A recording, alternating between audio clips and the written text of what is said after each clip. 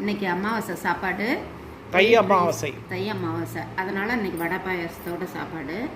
White rice, பருப்பு, நெய், சவுச்சவு போட்டு சாம்பார், அப்பளம், பாசி பருப்பு, வடையாகவும் போடலாம். நான் போண்டாவாக போட்டேன்.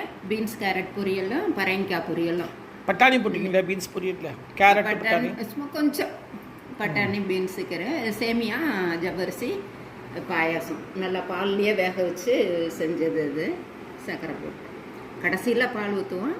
பாசிப்பருப்பு போண்டாவை, பாசி பயிரை பருப்பை 4 மணி நேரம் ஊற வச்சுட்டு அதோட மிளகாய், இது ஜீரகம் போட்டு அரைச்சிட்டு, பச்சை மிளகாயும் போட்டு அரைச்சிட்டு, அதில் நம்ம எப்பொழுதும் போல் வெங்காயம், பெருங்காயம், கருவேப்பிலை, கொத்தமல்லி இதெல்லாம் போட்டு அரைஞ்சி கலந்து வடை மாதிரியும் தட்டி போடலாம், இது மாதிரி போண்டா மாதிரியும் தட்டி போடலாம். எப்பொழுதும் கடலைப்பருப்பு சாப்பிட்றத விட இது மாதிரி சாப்பிட்டா ஹெல்த்தியாக இருக்கும்.